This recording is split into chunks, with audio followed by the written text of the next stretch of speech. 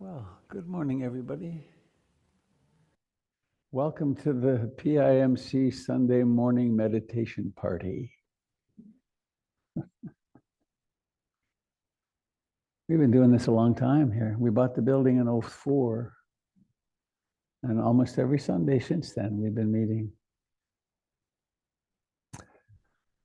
So, my name's Robert Beatty, and I'm going to be doing the guided meditation this morning, and then I'm going to step aside, and Dan Leif, who's sitting beside me, who's one of our teacher trainees and a remarkable human being, is going to be giving a Dharma talk today.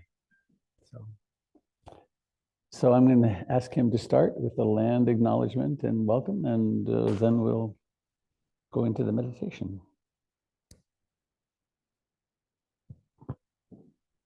Great. Thanks, Robert. Thanks, everybody, for being here.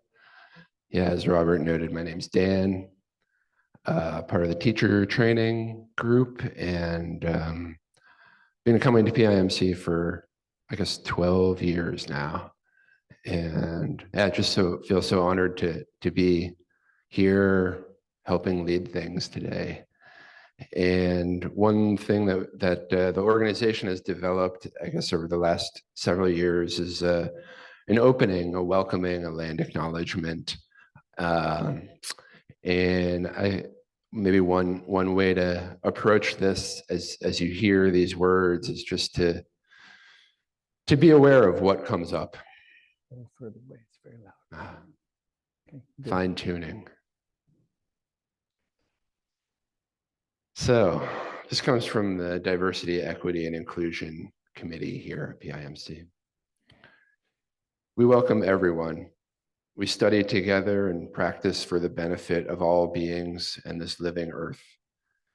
We recognize the suffering caused by biases, prejudice, systems of power, privilege, and oppression based on race, sex, class, age, ethnicity, religion, national origin, ability, sexual orientation, and gender identity or expression.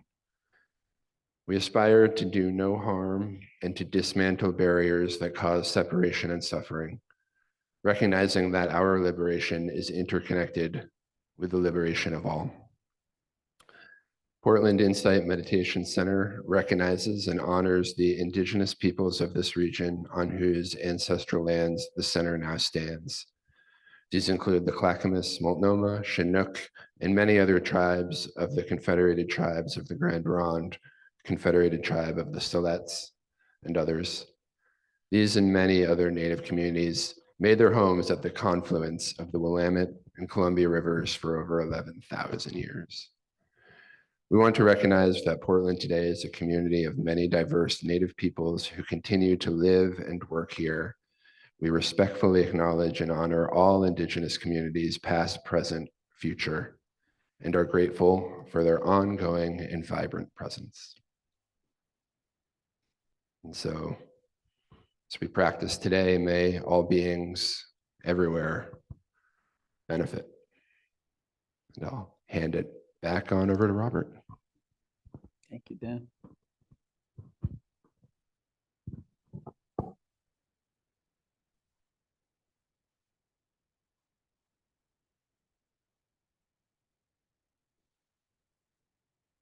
Here we are.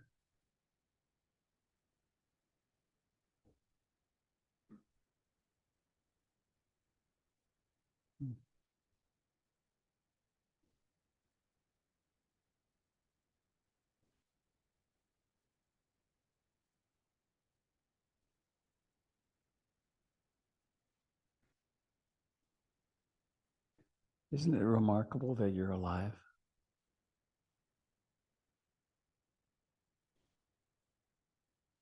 For the people who measure such things, I think I'm remembering it, they say that since the Great Flash, it's been a mere 14.2 billion years.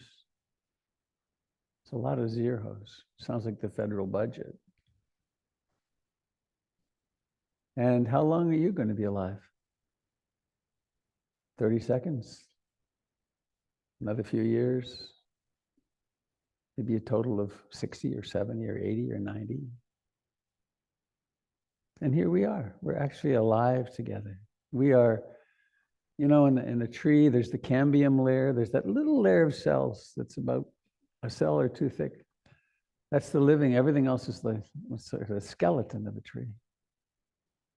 We're that. We're the cambium layer of human life. We're the cambium layer of life on the earth. And hi. Along with our body comes consciousness. Can't touch it.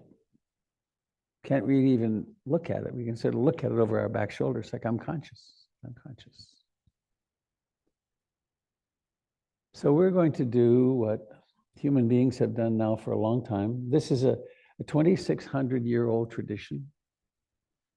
And starting with an ordinary, I love saying this, with an ordinary human being named Siddhartha Gautama. He wasn't the one and only, or but he's a person who experienced the suffering of life and decided that he was going to do something about it and find out if there was an alternative. And it would seem that he succeeded. And the power of his experience was such that here we are all these millennia later doing this. And the transmission from Siddhartha, from the Buddha, and the word Buddha means awakened, the awakened one. And it's been, depending on how you count generations, 120 to 150 generations of teacher to student transmission, a living transmission down through these many, many generations. And so what we do here, what I do and everyone else shares in, is try to do our very best to practice and to wake up ourselves to live lives that are worthy of living, and to transmit the teachings as best we know them. And I'm going to invite you to join me this morning in a very traditional practice. The single most popular, that's not the right word, but most famous in a way, teaching from the Buddha, which is called the Loving Kindness Sutra. It's a teaching on loving kindness. And it's like an aspirational statement. I aspire toward this. And we got this new TV recently, which means I can do it actually like this. So good, it looks like it'll work. So, oh, Zoom, yeah, thank you. Share to Zoom. How do I do it again? Have I got it? Share. I need permissions, please. How many of you use Zoom with some frequency? My condolences. It's great though, isn't it? I mean, it's wonderful to. Are we good? Let's see what I got here. Share screen. Okay, I'm going to choose screen 1 and go yes. And then go this way. Is that it, Paul? Yes. Okay. All right. Now there's these little marks, and they're like a half note down, or maybe it's a whole note, and little marks that go up. And so we'll chant it together. And I also want to say this. This is not a magic chant. I don't believe in magic chants. These are some ideas which are a fine aspiration of how to be in the world. So let me do the first line, that's the tradition, the one in parentheses, and then join in with me if you wish. Now let us chant the Buddha's words on loving kindness. This is what should be done by one who is skilled in goodness and who knows the path of peace. Let them be able and upright, straightforward and gentle in speech, humble and not conceited, contented and easily satisfied, unburdened with duties, and frugal in their ways, peaceful and calm, and wise and skillful, not proud and demanding in nature.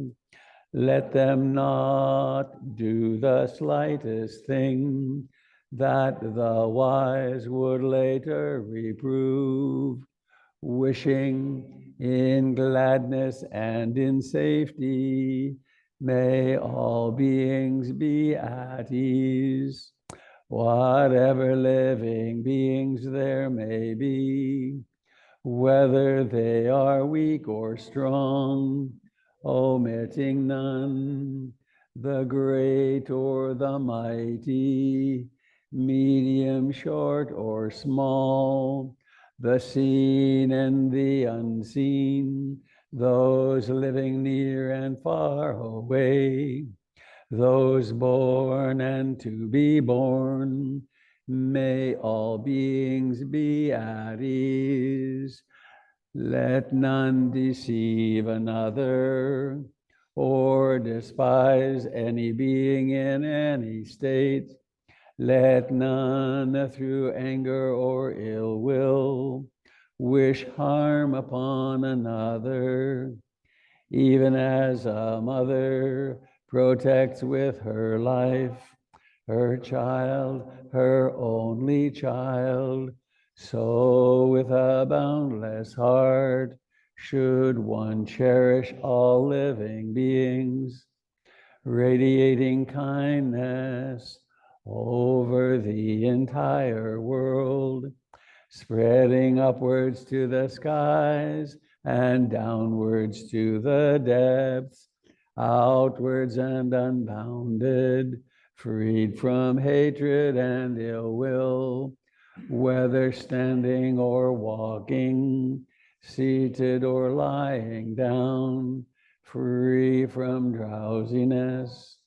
One should sustain this recollection. This is said to be the sublime abiding, by not holding to fixed views, the pure-hearted one, having clarity of vision, being freed from all sense desires, is not born again into this world. All right. Kindness. The Dalai Lama says frequently, my religion is kindness. I had the privilege of being present at 2 or 3 Buddhist teacher conferences that he was at, and he repeated that a lot of times. And also here was 250 Western Buddhist teachers. He said, don't try to convert people. Don't make them Buddhists. Help them become kind in whatever their religion is. So that's fine advice for us with our meditation. Let's be kind. Let's stop and sit. Let ourselves take a break from trying to be happy, trying to be content, trying to be successful.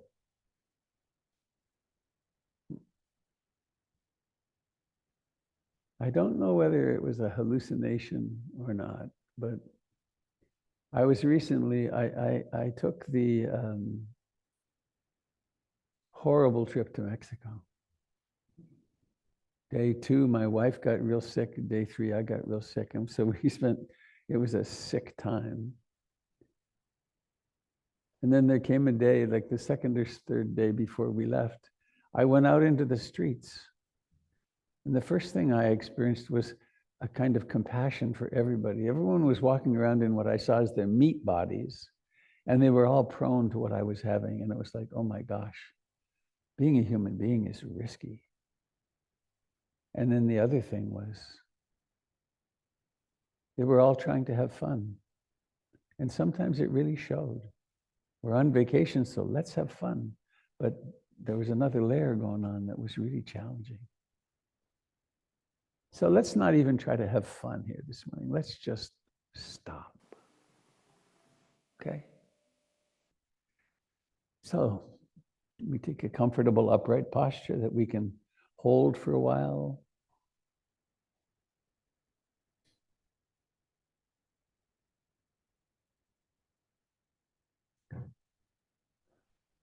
So there's a body and there's consciousness. Whatever should we do with this mind of ours? There's countless things we could do. One is, let's inhabit the body with awareness.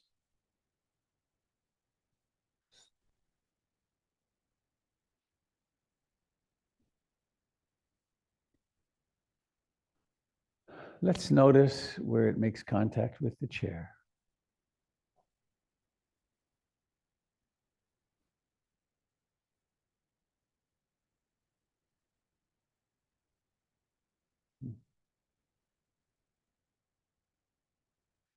Let's notice the life in the hands.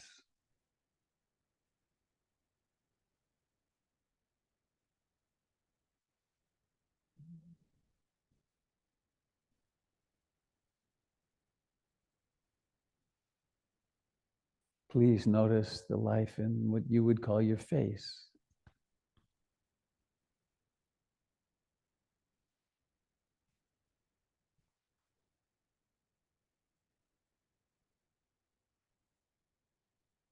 And notice the fact that the body is breathing.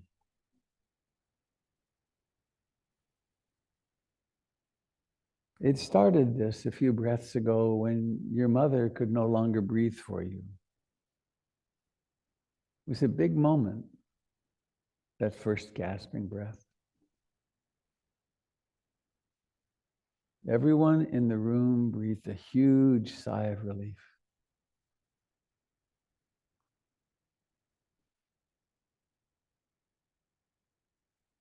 And ever since then, day and night, breathing in and breathing out have been happening.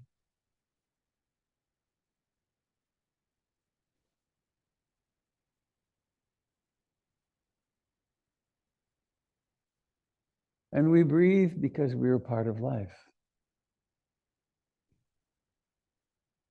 We're not separate from the earth. We are the earth. The trees release oxygen and we use it, need it. And we offer back carbon dioxide, a bit much of it on these days, but. And so there's this, like a metronome of our life, which is the breathing in and out.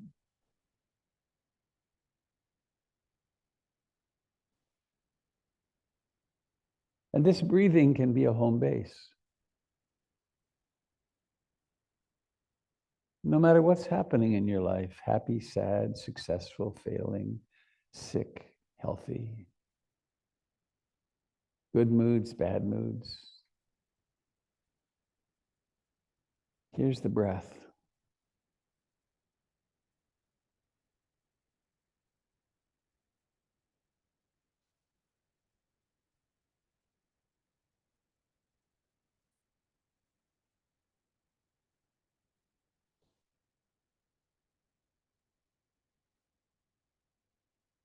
And you'll probably notice that the mind has a mind of its own, and it wanders off. It thinks about this and that and the other thing. It may obsess about something. It may be in an intense mood or something like that. Please, let's not make an enemy of the wandering mind. The goal is not to stop the mind.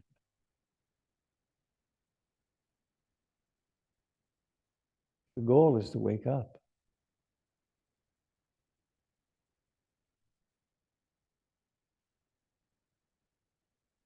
And so whenever you find the mind wandering, just come home gently to breathing in and out. No violence is needed or helpful.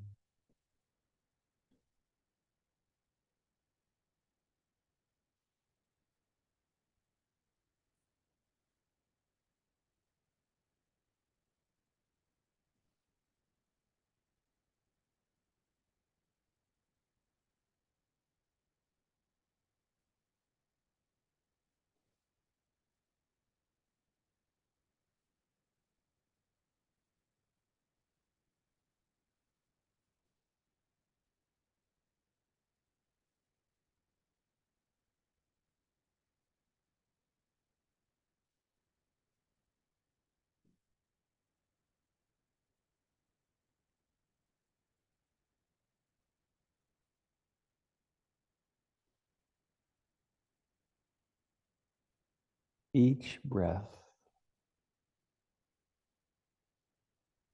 has a beginning.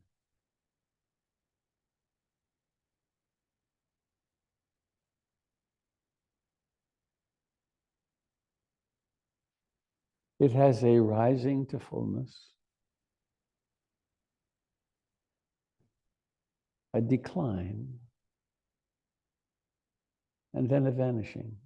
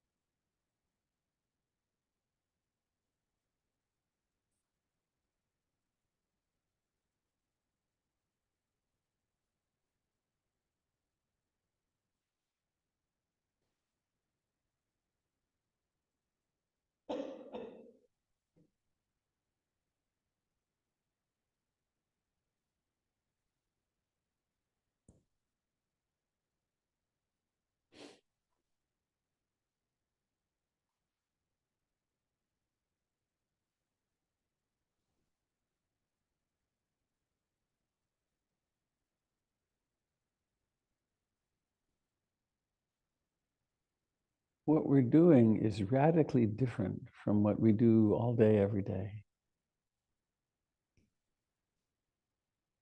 Normally, we have our attention focused outward.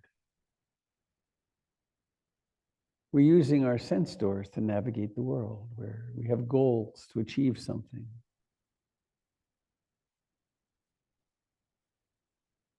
We have our senses prepared to face some kind of a threat or some opportunity.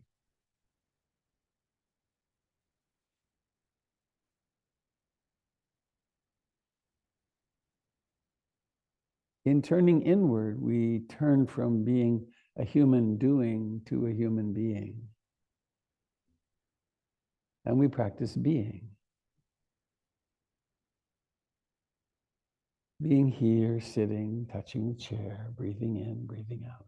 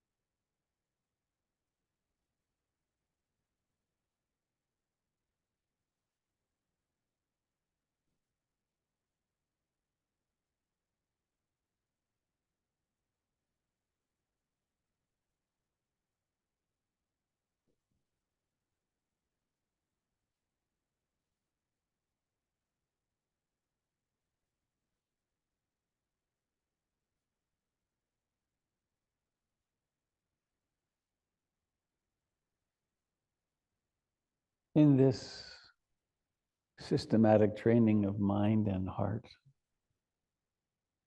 we start with the breathing and we expand to the whole body. We learn to pay attention when the body is walking, when it's doing dishes, when it's changing a diaper, when it's sitting at the computer.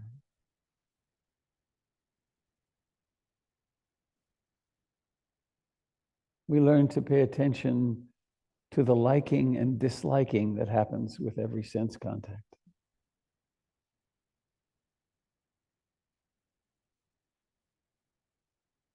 We learn to be attentive to all the various thoughts and patterns of mood and emotion in the mind.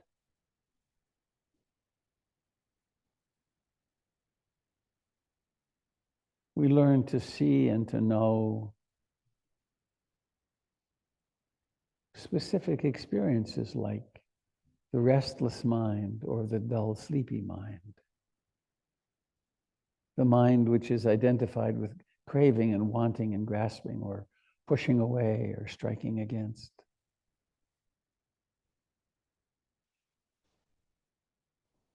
We embrace even the mind of doubt when one doesn't make any sense anymore why one is meditating.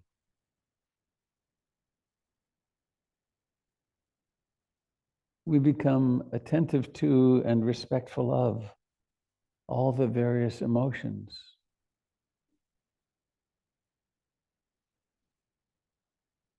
In short, we wake up one moment at a time.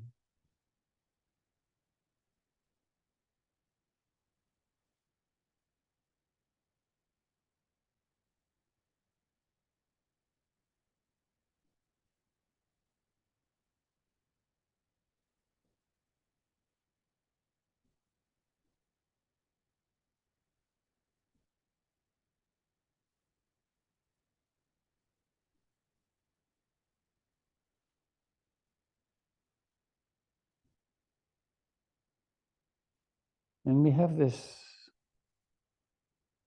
metronome of our life, this breathing in and breathing out.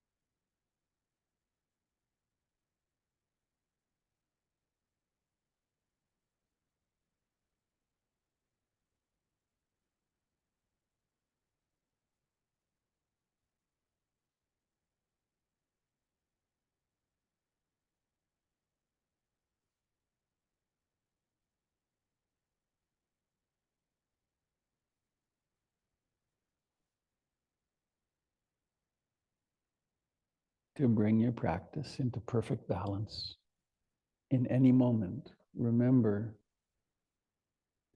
this moment is like this.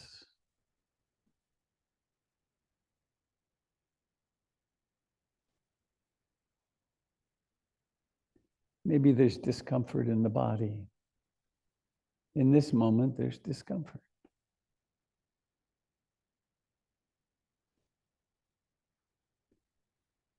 Maybe there's impatience.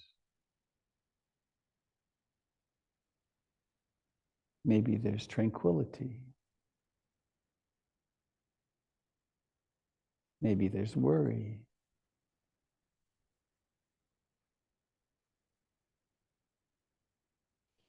Maybe the mind has become profoundly concentrated in the breath.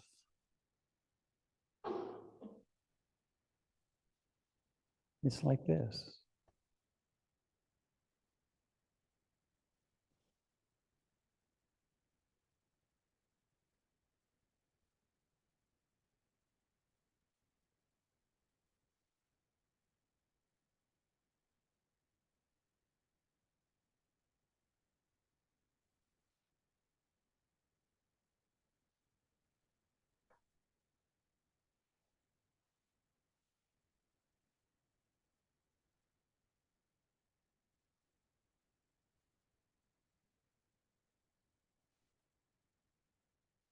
In the insight meditation that we've been doing, vipassana, there's one letting go after another. A breath comes and goes, a thought comes and goes. A sensation comes and goes. There's another channel that we can tune into, and it helps us a lot. And that's the channel of love and compassion.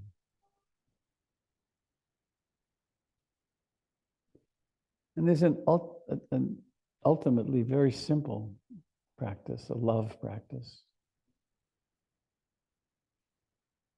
which has a simple mantra, which goes like this: I love you, with your name at the end.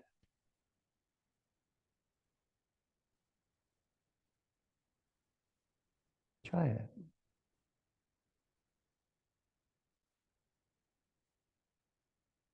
Maybe it's different words like, I'm here with you, with your name at the end, or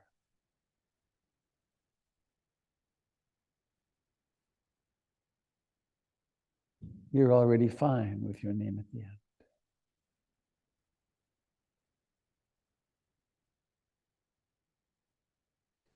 It's okay to relax.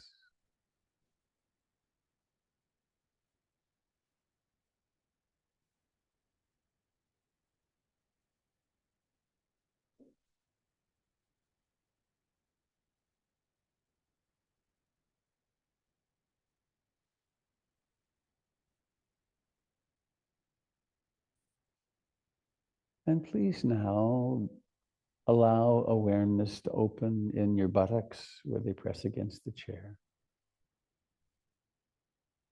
Mhm.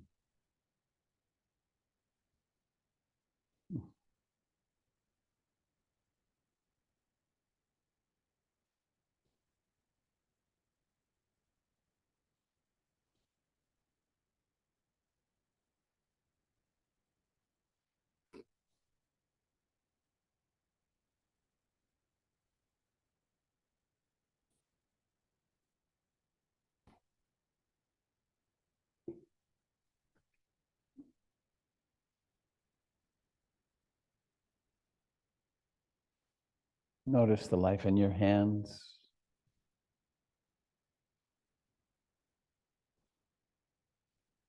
They are profoundly alive, aren't they? Fingers, thumbs. Notice the life in your arms, in your shoulders and neck and throat, your cheeks, your eyes, forehead. And let your eyes move around a little bit in their beautifully lubricated sockets.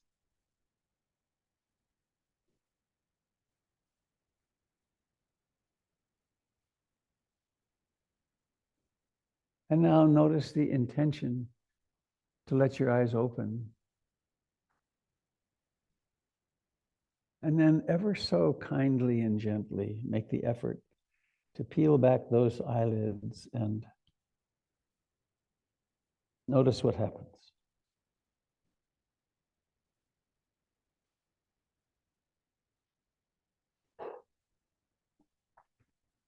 Seeing happens. But there's seeing, and then there's seeing with mindfulness,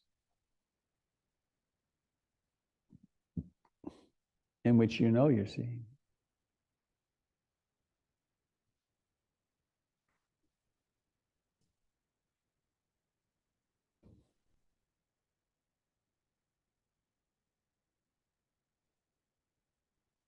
I'm in an extraordinary spot here because I have all of you in the room and 42 different little Harry Potter windows with people in them.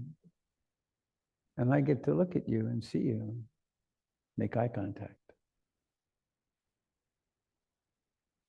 To the degree that you wish to and can, I invite you to first, I guess, remember how precious your life is, how temporary. And then to remember that everybody else in this room is traveling through the world in one of these fragile little meat bodies. And everybody else in this room has their concerns and their worries and their hopes, their sufferings, their joys. And then take a few moments to turn and look if you want, not required. But just look around and see. Maybe your eyes will make contact with other eyes and see what happens.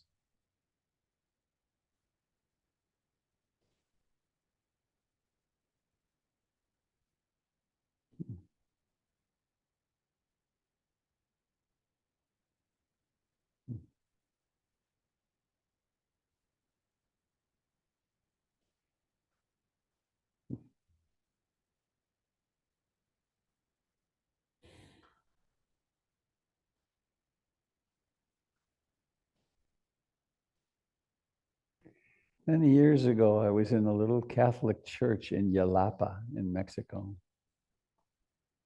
20 years ago, maybe. They didn't have electricity in the village yet. I took groups there for several years. And I was in this little church, and I don't know, maybe there were 50 people, villagers. They all knew each other in and out. And they came to the point, and I didn't understand it because it was Spanish, but they came to the point where they said it's something like turn and offer each other the peace of the Christ or something. And everyone went around touching each other's hands and looking at each other. My goodness, I was blown away. It was incredibly powerful. Almost as though it was okay to love each other. Strange, of course, but dangerous. I have an announcement or two. One, Candle Summers, first and third Sunday nights, Insight and Meta meets online 6:30 to 8:30 for meditation and discussion. There's also Be Queer Now on 2 Sundays a month. And I invite you to do this. Go to the website, the PIMC website, which is gorgeous, newly refurbished, in process, and take a look at what's coming. There's classes different nights of the week, and there's, I do want to put a personal plug in for this, which is, or not, it's not very personal, it's very collective, but on May the 4th, I think it is, in this room, not online, Betsy Toll and I will be offering an unusual sort of workshop, one that probably should be happening once a month, but it goes something like this. Sadness comes through. If you need a place to talk about what's happening in you, because the planet is warming, or because the political world is crumbling before our eyes, or some big change is happening in your life, or maybe terrorism scares you some, and there's nowhere to talk about it, we're going to take the lid off and have conversation and meditation, also some dancing, to realize, to really acknowledge the soup that we are in together. Because it's a big deal. And we can do lots of things to avoid it and pretend it doesn't happen, but it's coming. It's here, actually. And so Betsy and I are offering that day. I think we're calling it peace and tranquility in challenging times. We struggled a long time. What will we call this thing? We've done one before that was very, very powerful and empowering.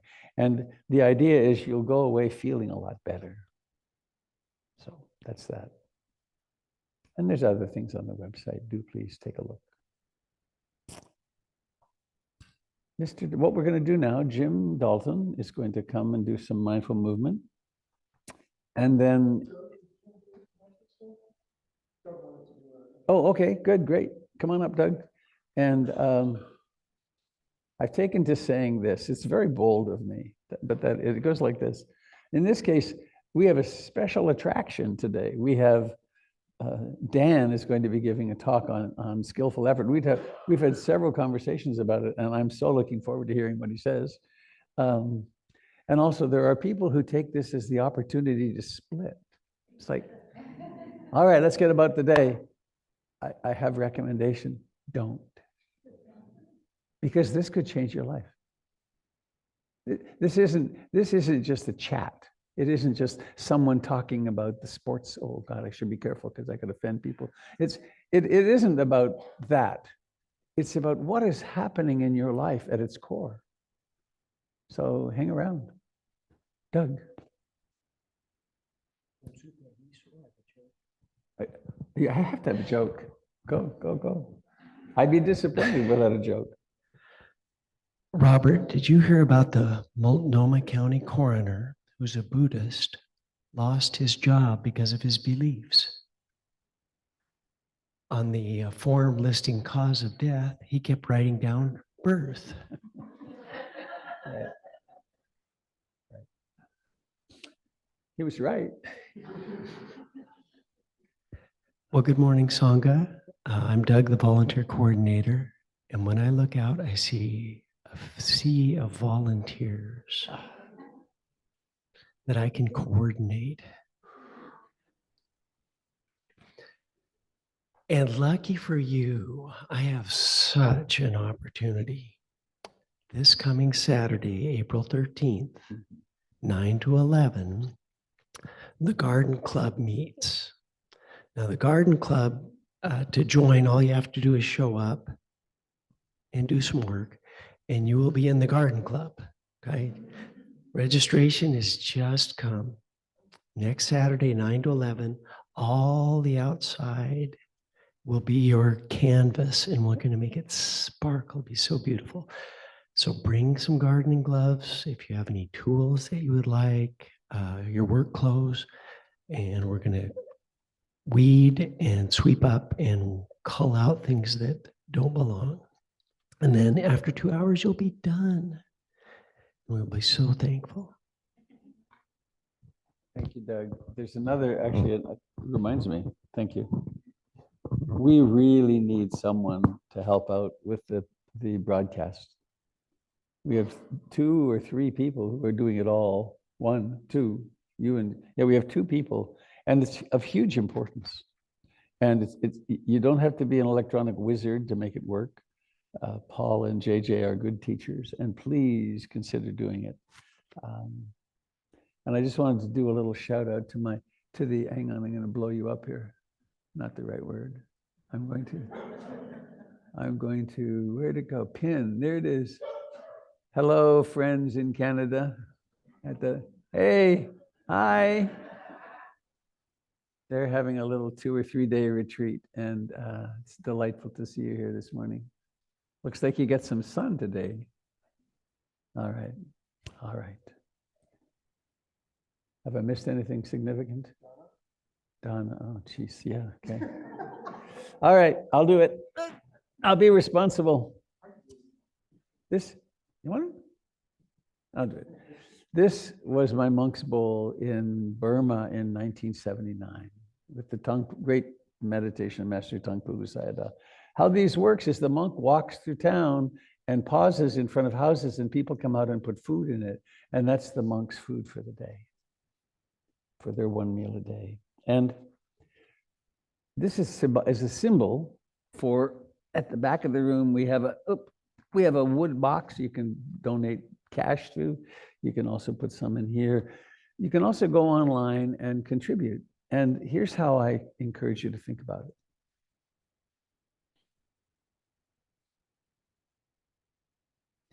This is a very different model from fee for service. You can't even belong to PIMC. You can't, we don't have a membership. You belong by participating. And we make a lot of choices in a week. Do I have this latte? Do I have this? Do I invest in this security? What do I do with my money? And this place depends upon your feeling inspired to participate in that way. And the best way for us is if you do a monthly contribution, because then the bank remembers when you forget. It's very handy. And it's funny, I never even, I've given some great Dana talks. Dana is the word generosity, but I always feel like it misses the point. There's a final point that I miss. And it has to do with this. It's like taking that frightened little part of me, like I don't have enough, and saying, well, you know, it seems like I have enough to give something. And then we do this and we're open. And it's all about opening the heart. Okay, I'll stop. Mr. Dalton, and then Dan afterwards. And then there's coffee and tea and goodies to meet some lovely people in the living room.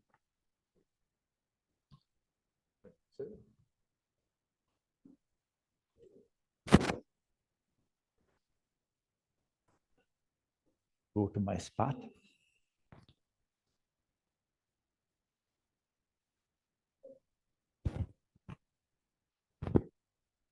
Thank you.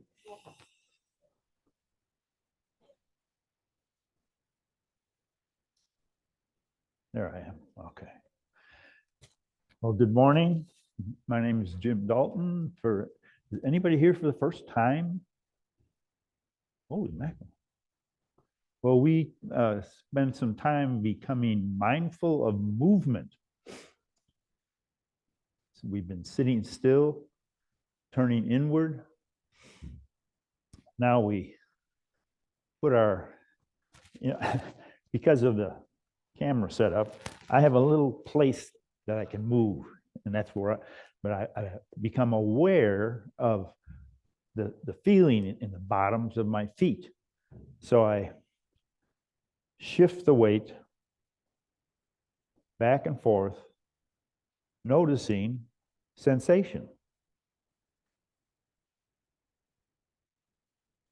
We were noticing the breath, noticing the feelings, noticing the thoughts while we sat.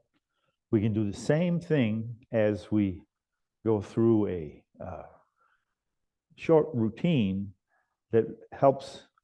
Robert talked about clinging to our, in fear, we're going to spend too much money or spend over budget, or there's a tightness, there's a what's going to happen in the future, and then there's this opening. We do that all day long with disappointments, little tiny disappointments, and we shrink inside. And so this movement is a way of loosening that up, just lifting and then noticing the sensations, the feelings, the thoughts that happen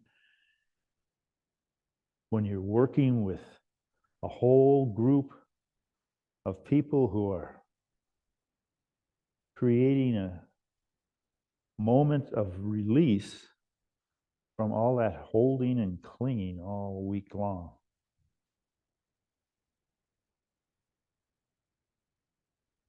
where people can heal together by opening the breathing,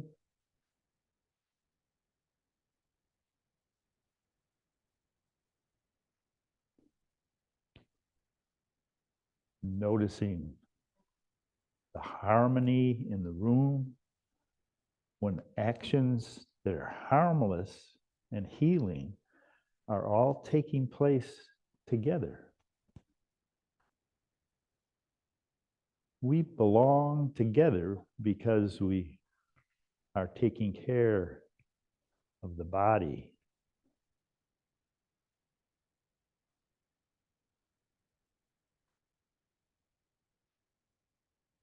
And then lifting overhead, we can paint a rainbow. And then how does the mood change when we move across the sky with a beautiful paintbrush? You can choose the colors.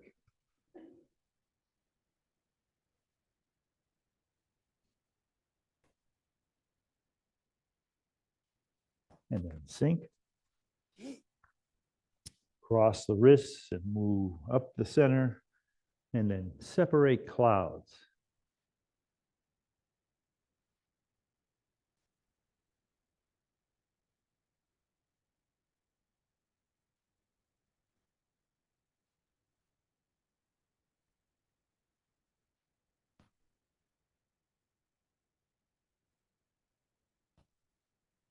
Releasing any holding that you run into, little tiny muscles, large aching muscles. Lift one hand, push with the other. Massage the spine where all the communications going on within the brain, nervous system, the muscles, the bones, all that signaling needs to be opened and released, given a little freedom.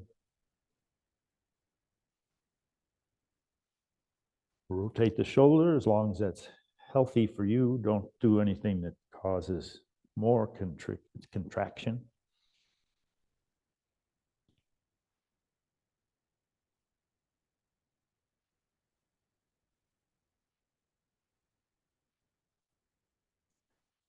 Lifting across, we lift the heel and then release. Everything has a beginning, has an ending.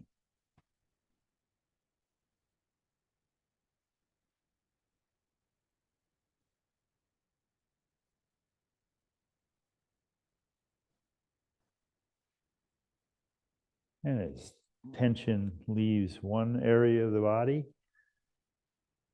we shift and explore another area.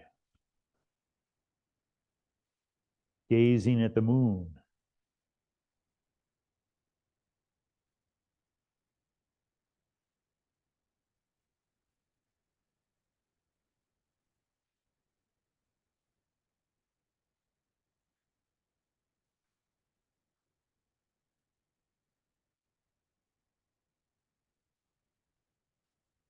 Exploring out here. Sensations change. Sometimes it's more engaging.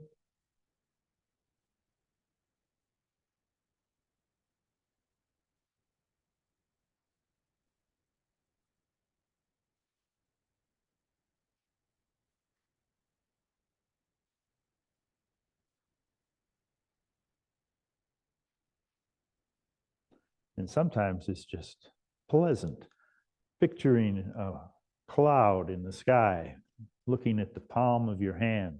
The other palm facing the earth is the shadow of the cloud. How does the mood change when you're just picturing this easy collaboration between light and dark,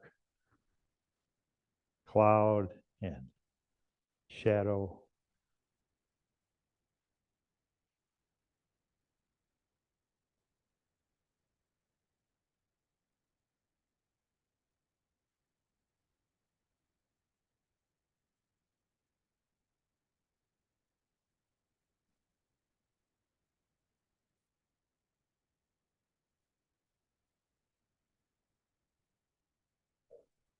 Then bringing both hands together like a bird sitting in a nest, relaxing the shoulders, sinking into the knees,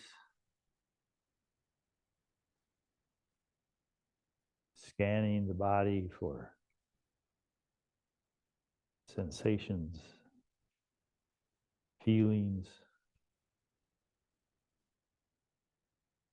opening loving awareness to a body at rest.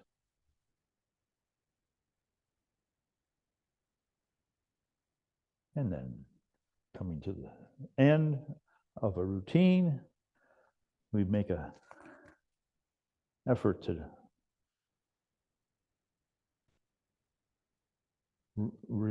gather in all the healing energy that we've been circulating through the room, through our systems.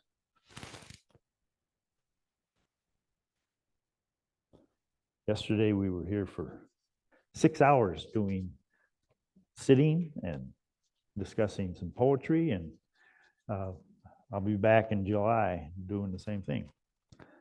First Saturday of the month, usually. Thank you very much.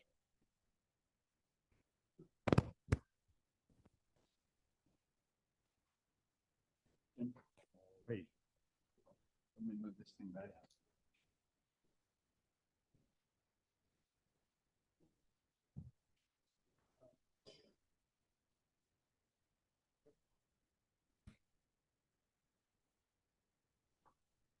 Would you like the table? Sure. Okay. Can you leave? Can you leave it? Okay. Let me hook you up. Right here. So this just goes around it like that. And if it's down, if it's too close to your mouth, it'll pop. It's very sensitive. That sounds That's fun. very close. That'll pop. Under your ear. There we go. That'll be good. Great. This is on. See the green? Mhm. There you go.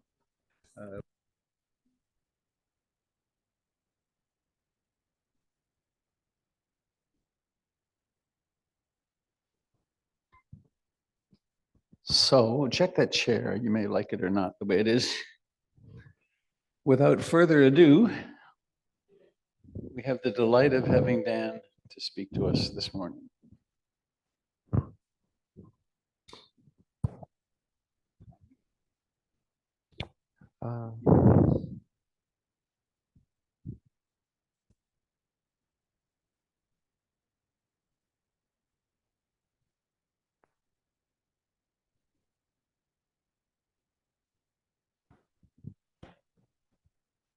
Well, hello. Do I sound okay? Do you feel it deep within you?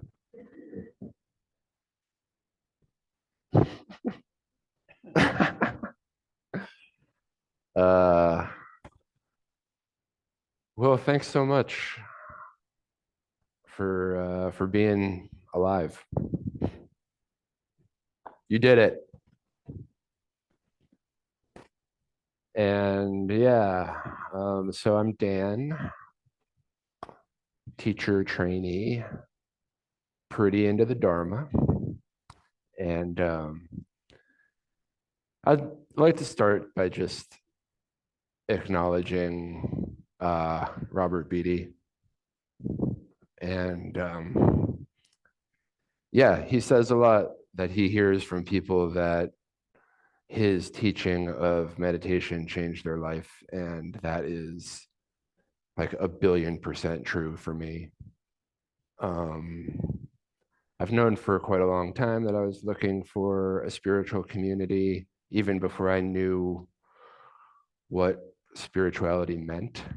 It's this just call that there is a need for a coming together to discuss the stuff that we're talking about today. And this place provided it.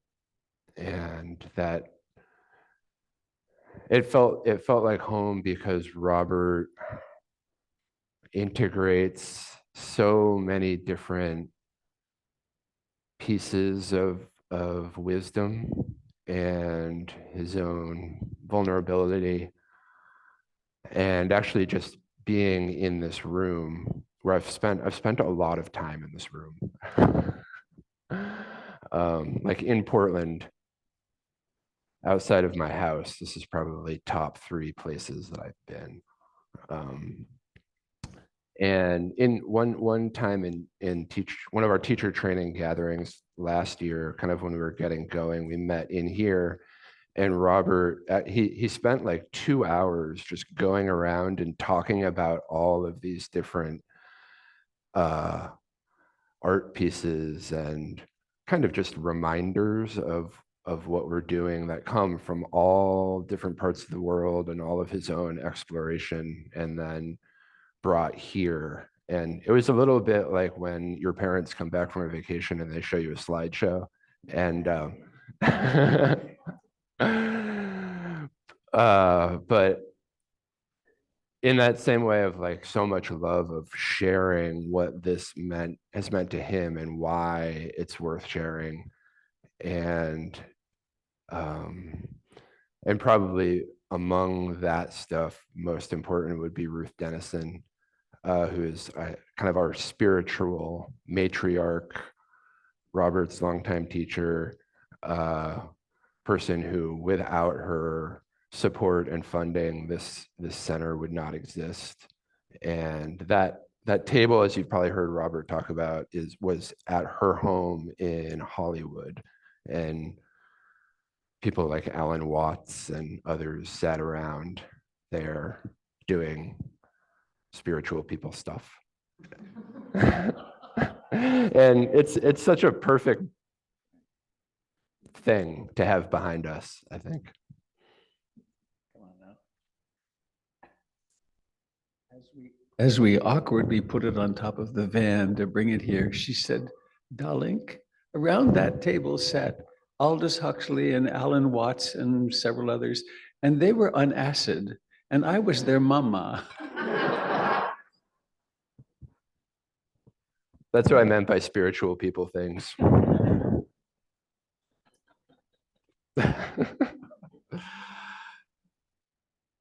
So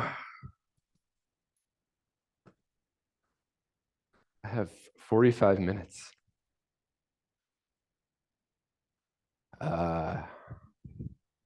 What am I going to do? Yeah, 45 minutes to talk about the practice and my experience with it. And one thing about Dharma talks that I think is useful to keep in mind as you hear them is something that Doug Pullen, who is a teacher here, teaches on Thursday nights online. Check it out. It's on the website. He kind of dropped this piece of knowledge once before giving a Dharma talk that was essentially, think of the talk not as trying to take thoughts or knowledge from who's ever speaking and bringing it and comprehending, but more see what's being said as illumination of what you already know. In that way, it's just, I'm speaking and you're hearing, and that process together is bringing clarity or inspiration or some level of depth to experience that we're sharing and doing it. It's a collaborative process. And it also means that if I am saying anything that doesn't make sense, it's really your fault and not mine. So.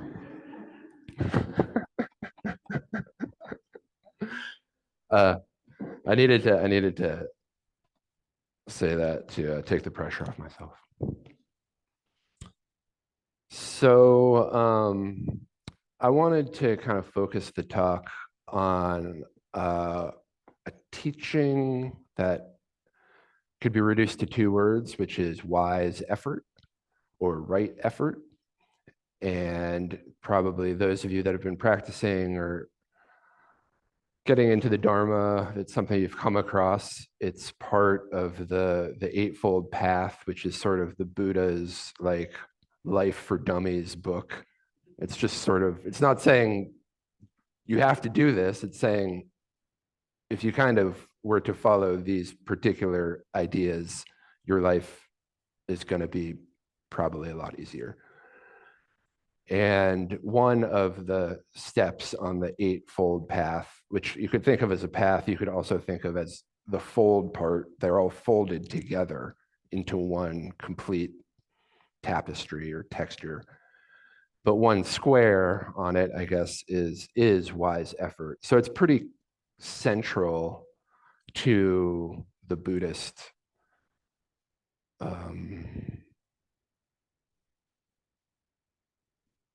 way. And I thought it was relevant to bring up because we're kind of doing this series of teacher trainee talks. And so in February, we had Erin, and then in March, we had Mish. And they both covered actually death in different ways. Erin is a palliative care doctor. Mish does a lot of work with the Dougie Center and helping out families that have children going through death, and is also an artist. And so for me in those two talks, there was it really kind of emphasized the need to pay attention to what this life is, because it's so unknown where it's going or where it ends or how it ends. It's like, I mean, impermanence is so real at that level of our own physical structure and our own whateverness that this is. And so death is something that draws a lot of people to practice. Robert, I imagine a lot of people come in these doors after having a life-threatening episode or seeing a loved one die. And then there's, yeah. Inside, I just thought about death. It's so weird. It's weird. A lot of times when Robert and I, we get together and talk and we have a back and forth and then there's silence and then one of us looks at each other and says, this is so weird. It's all weird. But so once, whether it's a big death experience or just the understanding of the sacredness of living, there's that draw to explore, to go inward. And maybe it's more of a listening to a call that's always been there, that there's something that was saying, that teaching that you heard, in a class or that somebody was talking about, you saw on Instagram a line from Thich Nhat Hanh, and it's like, what is that? And it's kind of like, I do want to go in that direction, which is huge. That's such an amazing thing to be aware of, and then to have some kind of capacity to follow. Like those two things alone. And there's actually teaching the 5 spiritual faculties, and the first one is faith. And faith in this tradition means that there's a call and you don't know where it's taking you, but that there's this faith that it's worth exploring, that it's worth going toward. It's not believing in anything other than like the call is worthwhile. And so once you then follow that, you kind of come to this place of, how do I do it? And that's what the concept of effort is. And I think for those of us that are sitting here, you know, in a meditation center on a Sunday morning or on Zoom, those guys in Canada are on a retreat. They look very comfortable, by the way. That looks like a very plush setup you have. So I hope you're enjoying it. Yeah, it gets a little confusing about how much effort to put into this. And for me, there was a really big moment when it was the second retreat I'd ever been on. It was at Brighton Bush Hot Springs. So Robert regularly does retreats out there. And the first one I had gone on went in really with not knowing at all what to expect, and struggled a little bit for the first couple of days, but then that sense of settling into practice and things quieting down, and was walking back to my cabin on the last day, and it was just so clear how all that's happening is just, there's this experience that I'm in the midst of. There are all of these different sensations that can be fully known, and then there will be a thought that arises, and that can just be seen. And in that kind of context, walking in the woods completely cared for, there was no need to follow any thoughts. It was just like up, gone. It was so peaceful. And so then went back to the second retreat, and probably know where this is going, but like from the beginning, it was this sense of, I want to experience that again. I want that same peacefulness. I want that same clarity, because it felt really, really good.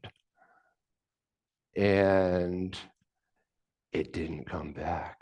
In fact, it got like harder and harder. And the person in my cabin was snoring always. It was like, you're not even here and I can hear you snoring. And on the last day of that retreat, I was in a state of confusion, I would say, and went into a one-on-one with Robert. And this was in the summer. I remember it was outside, like in the meadow, and you would set up a chair and you were doing your interviews there. And I just said, I think I'm trying too hard. And kind of wanting the direction of, well, do this. This is how you get back on track. And Robert's response was, that's a really good thing to notice. And that's what I walked away with. And it kind of underscores this question of, how hard do we try? What level of effort do we put in? And to kind of go back to the Eightfold Path, kind of a good place to look at, well, what does the Buddha say on this? And a really good resource for looking into this, there's a scholar, teacher, Bhikkhu Bodhi, who wrote a book called The Noble Eightfold Path that we actually read as a teacher training group. He's on the East Coast. Bhikkhu Bodhi is like a really great scholar and translator, a really good source to know what is it that the Buddha was trying to say, or what these teachings imply. And how he puts it, essentially, the teaching on wise effort goes that there are wholesome factors and there are unwholesome factors that naturally occur in the human mind. And the wholesome factors can be equated with the 5 hindrances. So a lot of you probably know that it's wanting or desire, not wanting, aversion, restlessness, agitation, worry, which is that I know that hindrance so well.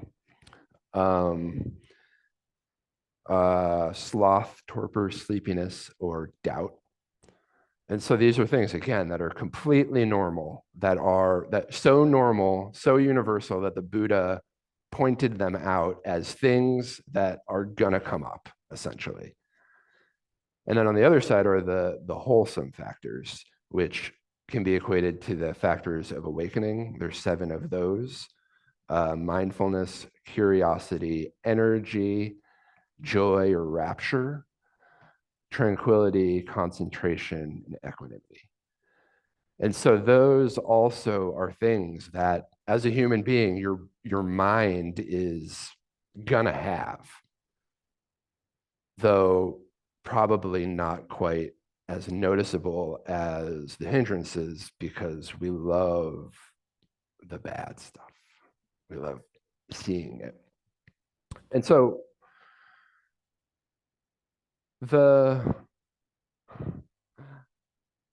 like on the base level, like wise effort is really funny to me, because the teaching, again, just on the surface, what it's saying is, if unwholesome factors are arisen, abandon them. And then if they're not there, make sure that they don't come up. And then the wholesome factors, if they're there, like, keep them going. And if they're not there, get them into your brain. Which is, it's kind of like, so I live up on Fremont Street, and it's kind of like, if I was telling somebody how to get to my house, I would be like, okay, from here, are you going south? Stop going south. And then if you think about going south, don't follow that bogus direction. Are you going north? Great. Are you not going north? Think about going north. And so it's almost too obvious to be helpful in some ways. And it also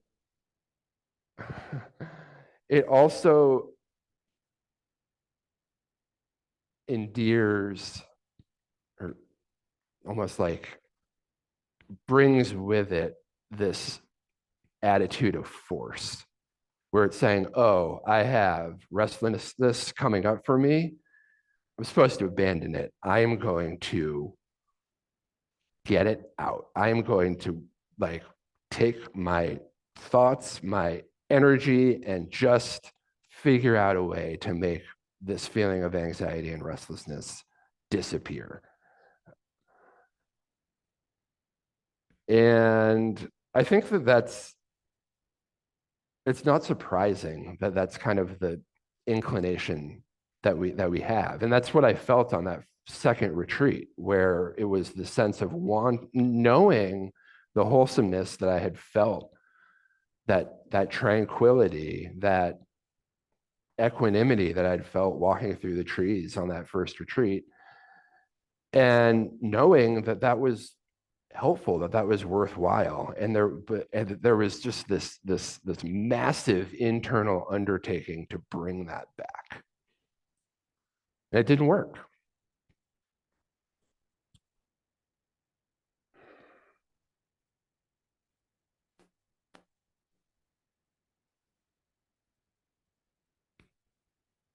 It didn't work. Guys, it did not work.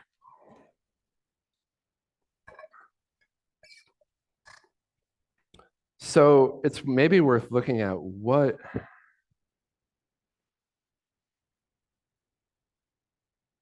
level of nuance might not be immediately seen when it comes to this feeling of abandoning the unwholesome factors and cultivating the wholesome factors. And one way to start is to really look at what do the words that we're talking about mean, and especially this word wise or right, which when you're looking at the teachings, anytime you see a word that's sort of translated multiple ways, which most of the key words are because it's coming from the Pali, which was the first language in which any of this was written down in. It was the language of the Buddha. And then it has gone through 26 years of then transmission and interpretation. So there's a lot in these words, and there's a lot of kind of change that may have happened in these words. And there's a lot of whatever culture we're in, like bringing the words into what our norm is. And our norm as a culture is to be very overcome the problem. I was watching the NCAA tournament yesterday. And there's a commercial for Powerade.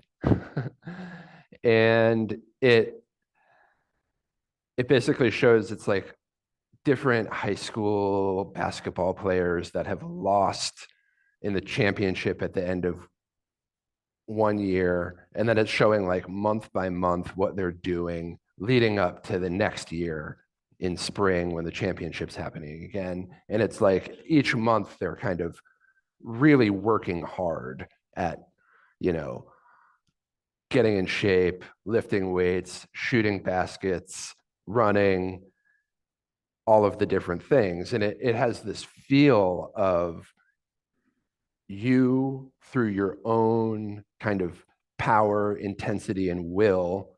It's up to you to go from loser to winner. That is like so baked into our culture that it's not a surprise that that's how we kind of end up interpreting some of these teachings.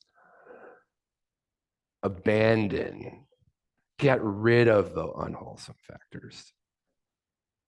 It's up to you. But again, to look at the language, the word right or wise is a translation of the Pali word sama. And there's actually a really interesting article out there on Lion's Roar, which was formerly, it had a different name formerly, but a Tibetan teacher, her name is Lama Karma Yeshe Rinpoche, and she's down in Santa Fe, New Mexico. And she makes the point that actually this word sama, it's not so much right as to right. So to balance, to right a wheel that is a little bit off, to true it, to bring it into alignment, and to do it thoroughly. And so it kind of actually is a nice complement to the translation of dukkha, which is an axle going through a wheel and there's grit on it. And so it's, and dukkha is this like unsatisfactoriness, this issue, this thing that's not right, always the leak in the canoe, as Ruth Dennison said.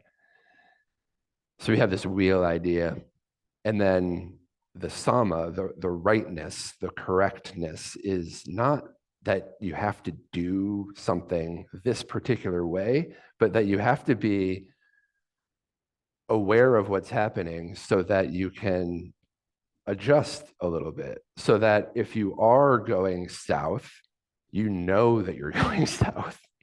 And then you can be like, oh, stop, turn around, look at the map.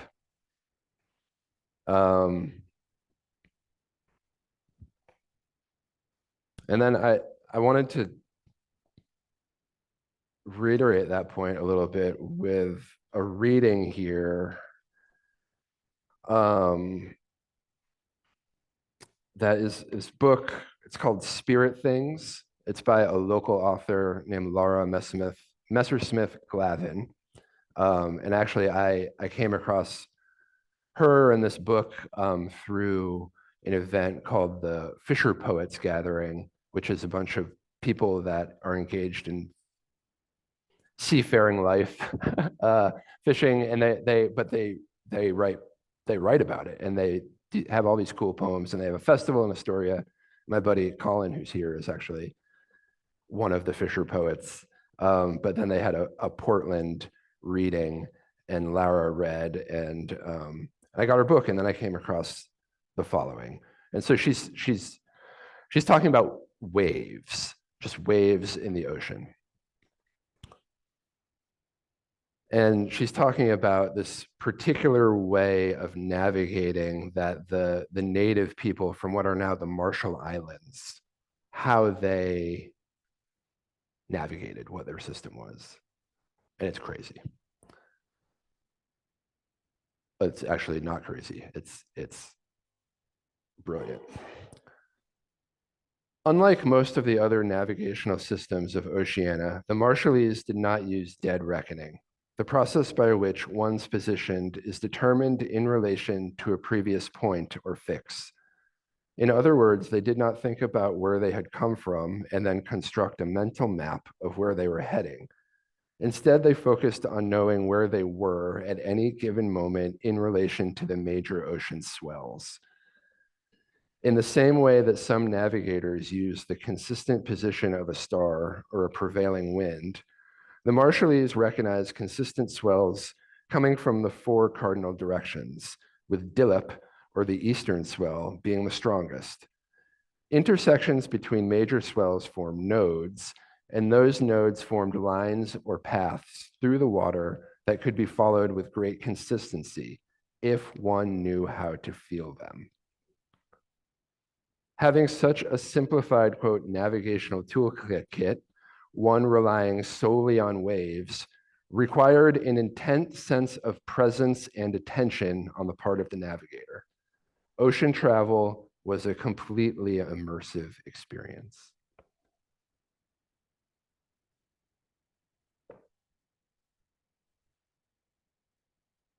So, what's the correlation with wise effort? It is the sense of being directed to what your next step is or what the right thing to do is by at any given moment, not by thinking about what a wider teaching, a wider representation of reality is, and taking that information conceptually and bringing it in and then deciding this is what I'm going to do. It is more, this is what I'm feeling right now. I know that I am in touch with the present moment, with the breath. Or I know, oh, I'm wandering. I need to let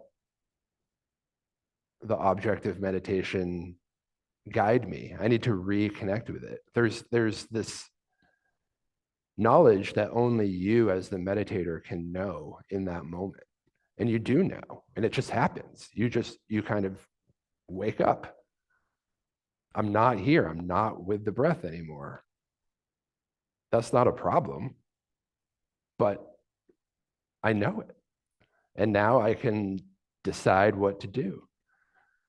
That seeing is the whole thing. Sharon Salzberg, a great teacher from Insight Meditation Society, calls that moment, that is the magic moment, that recognition that you've wandered and that you know it. It's just knowing it over and over and over again. And to bring it back to the teaching on wise effort, that is the very first recommendation on any of this when it comes to abandoning a hindrance that is arisen, of making sure that unarisen hindrances don't show up, of sparking the enlightenment factors, keeping them there. The very first crucial basic instruction is know that it's there, know it intimately, know it without needing to change that. Just know it, feel it, and you kind of know what to do from there. In fact, that's the beginning and the end of the whole process. And then the next moment arises that, again, to return to maybe anxiety, that's continuing to be there, and you know that that's continuing to be there. You're that navigator in the boat. That's the swell that you feel, and it's guiding you to the next spot.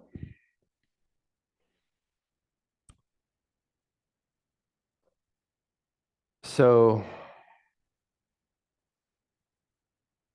when it comes to wise effort, again, we're thinking of it not so much as a right or a wrong, but a sense of being able to adjust and having an intimate awareness with what's around us. Another piece that can be really helpful in thinking about this and understanding what to do is something that Robert, highlighted in the meditation this morning that he does regularly. This sense of not just knowing where the swells of emotion or where the swells of thinking are hitting you, but to bring that sense of loving presence to that. In some ways, I think it's the effort is the attitude, and the attitude is the effort. Jack Kornfield, he basically defines wise effort as loving attention. That sense of being able to bring true acceptance to whatever that moment is. And I think as my own practice has developed, that's like what practice has become, is seeing, okay, I'm concentrated now, I'm not, I'm asleep, I'm present and feeling physically uncomfortable, I'm open to this, I'm tranquil, I'm excited, I'm confused. And just seeing all of that, but then seeing how much acceptance there is with it. Because as you practice wise effort as loving attention, like any other skill, it starts to just develop on its own.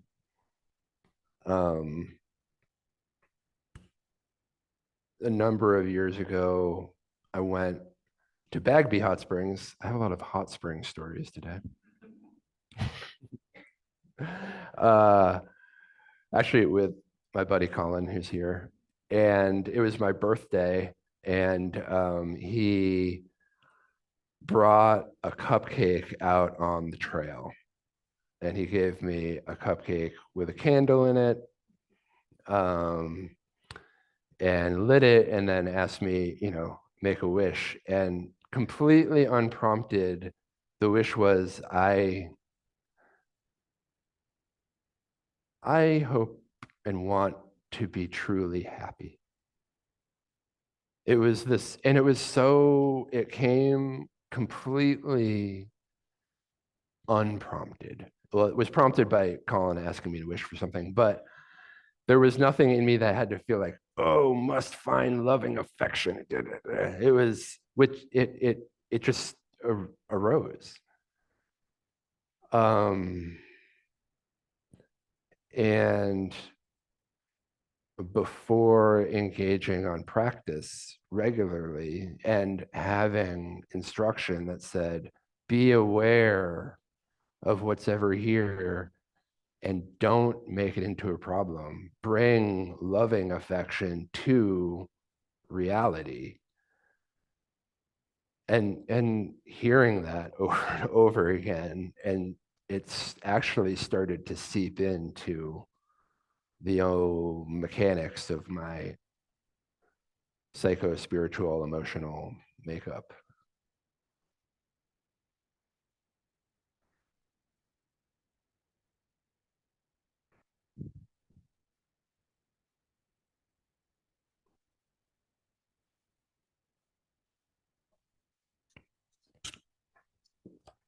I have some notes. I have an official, this is my official Dharma folder. The 8-folder path.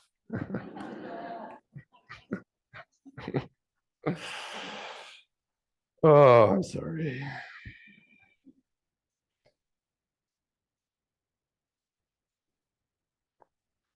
A poem. It's called I Never Knew. Heard it from the sky. And it's written by a woman named Helen Dara Gottling Austin, who I can't find anything else about. But this poem is it's posted on kind of a bunch of different Buddhist or non-dual websites. And well, I'll just read it. It's called I Never Knew. Take off the backpack. Lie down in long grass. Pull up the blue sky blanket. Rest. So many years of Dharma practice, straight spine diligence, straining toward enlightenment. Today, this hillside, just this. Lie down in long grass. Let the earth take you. Deer tracks and horse dung and the eye within the eye, revolving and luminous. I never knew this. Did no one ever tell me? I remember my Zen master in the interview room. Trust yourself, he said. Just be yourself. I think his meaning was this. Take off the backpack. Lie down in long grass. Let the sky take you. Rest. Breathe space into space into space. I never knew there was so much light.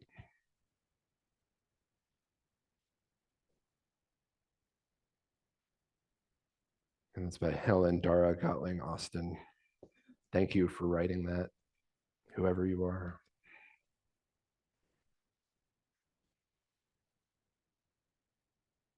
So that,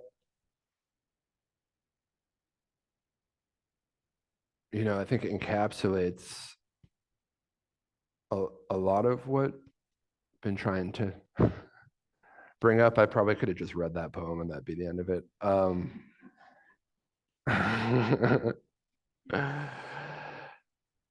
But there is this sense of after striving, and that you can't, it's, for one thing, that's part of the process.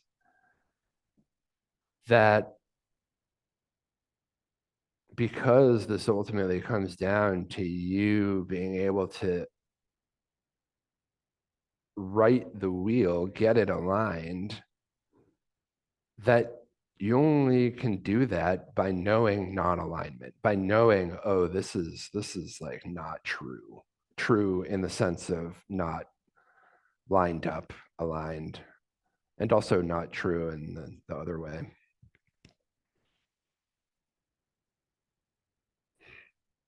But that sense of trust yourself, just be yourself, I love how the poem speaks to that, that this is your practice.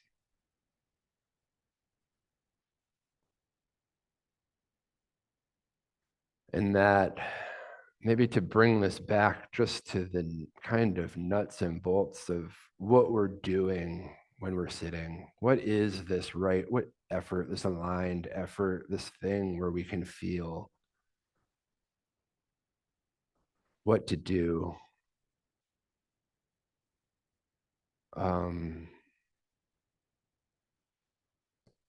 One thing that's been emerging for me in my own practice is the word dissolve. That when you're sitting or when you're doing anything in your life, and there might be that feeling of like, oh, I need to like bring attention back to the present moment. Experiment with what is it like to let the present moment dissolve into you, or you dissolve into the present moment. I was listening to a talk by Gil Fronsdale, who's a teacher in California, and who is also another great translator, scholar of the scriptures. And he said that nowhere actually in the Buddhist texts is there language that implies this idea of taking attention back to the object. That doesn't exist in the teaching, according to Gil. Instead, it's the sense of, I have the intention to focus on the breath. The mind has wandered. Great, loving attention, got it. And then instead of with any kind of force or violence going back to something, let the body or the breath or sound or whatever that object is just return, just dissolve. And notice what the quality of that is, how that is different and spacious and doesn't actually require you doing anything.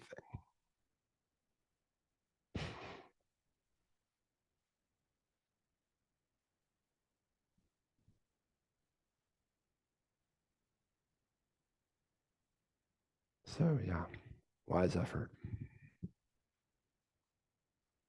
Thanks for listening.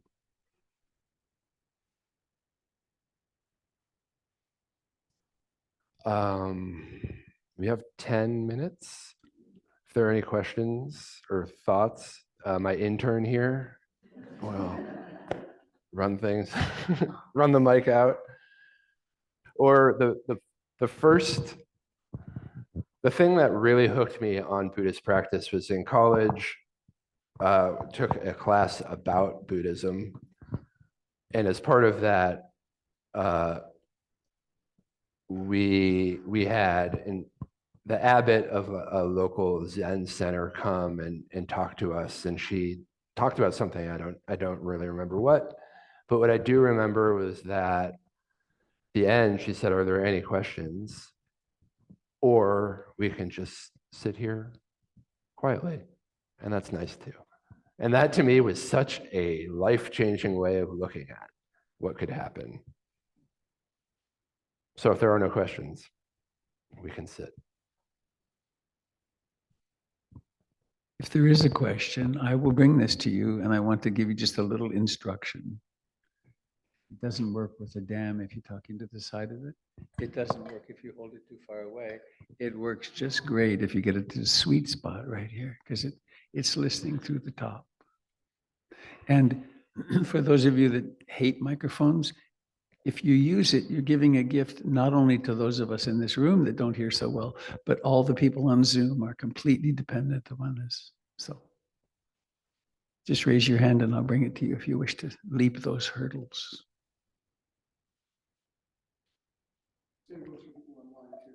Yep, people online. Oh, okay.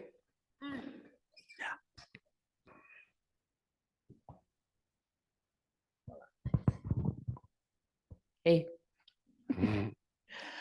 I wanted to ask about right action or right intention, as opposed to maybe a different, more Mhm. proper meaning, righted intention.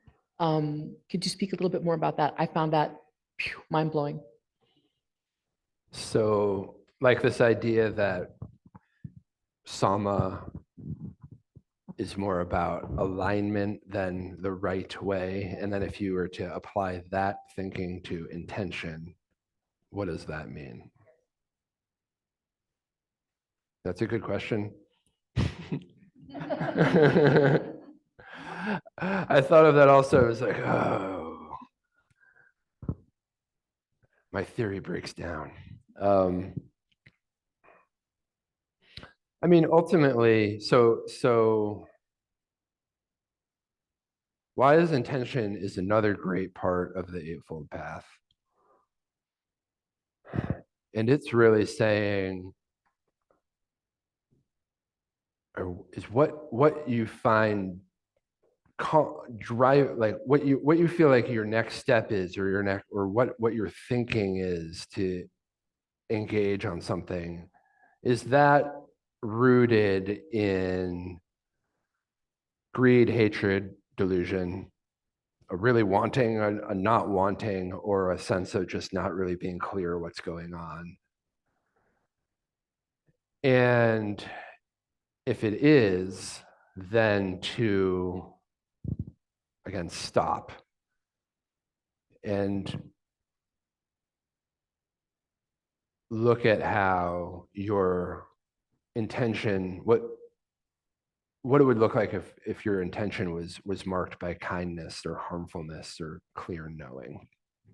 And so I guess then, and then there's a lot you could talk about from there, but when it comes to just this understanding of Sama as alignment, that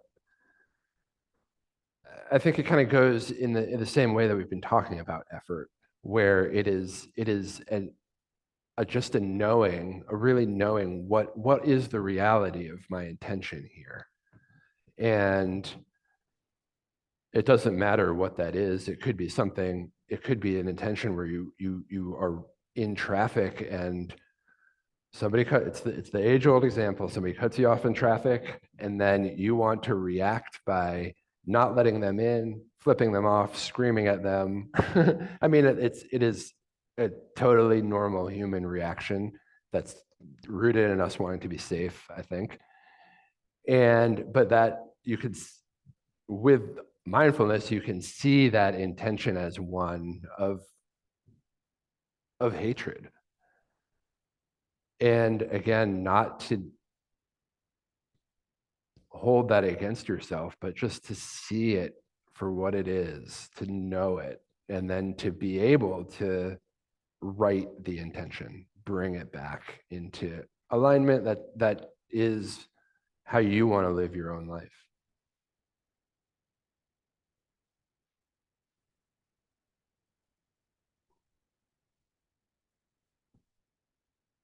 We have time for another question if anybody wants.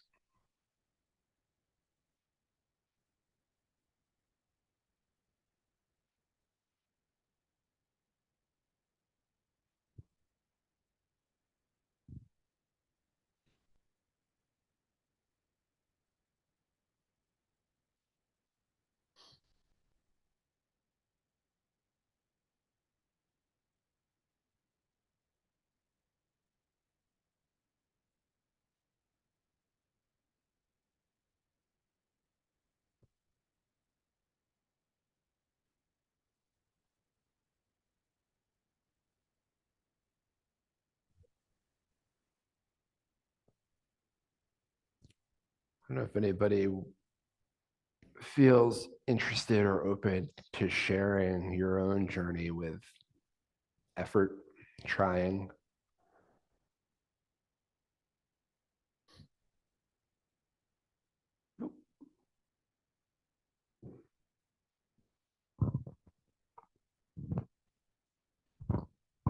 Thank you, Dan.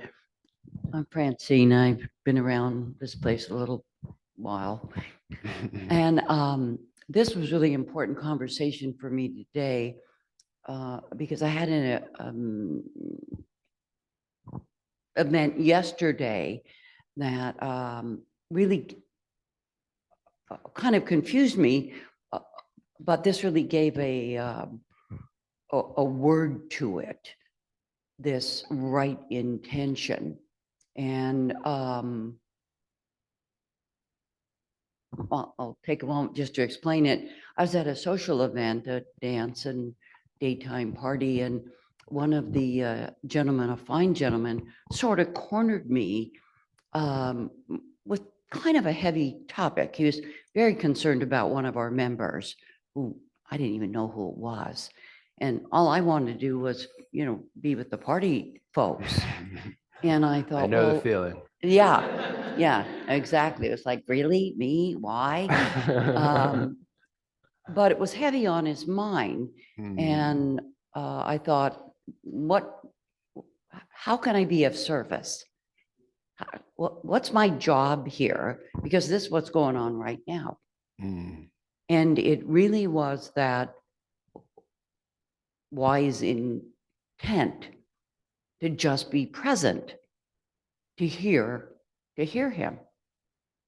And I think what I've learned over, I guess, 5-ish years is listen more, because it wasn't about me.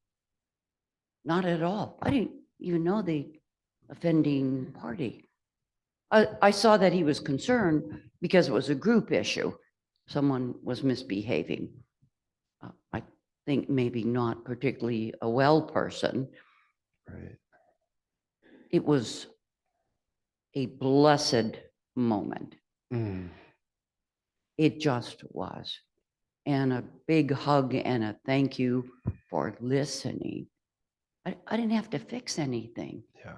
And we're so often, I think women in particular, want to rush to fix it. What about this? What about that? What about that?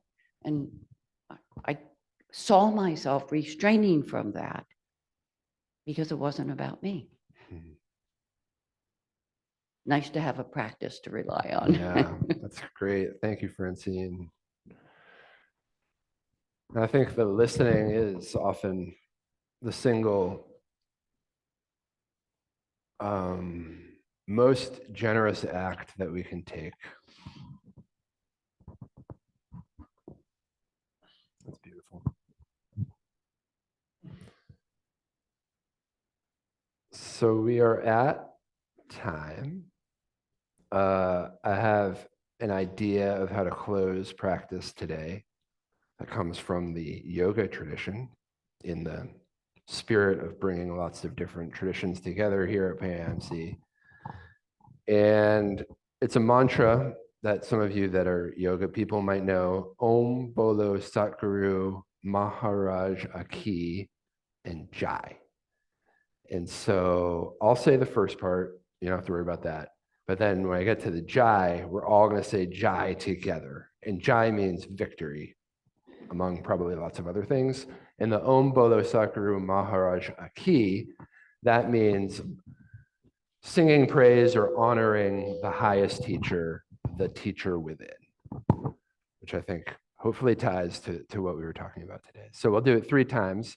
I'll say Om Bolo Satguru Maharaj Ki, and then we all go Jai with vigor.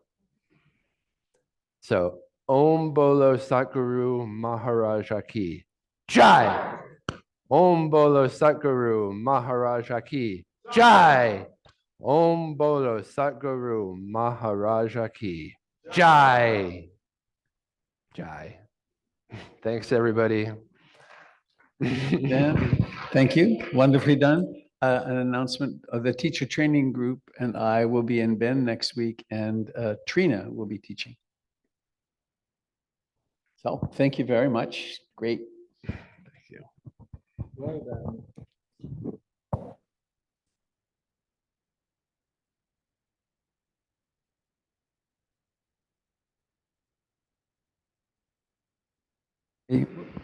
Goodbye, Sandra and Don and friends in Canada.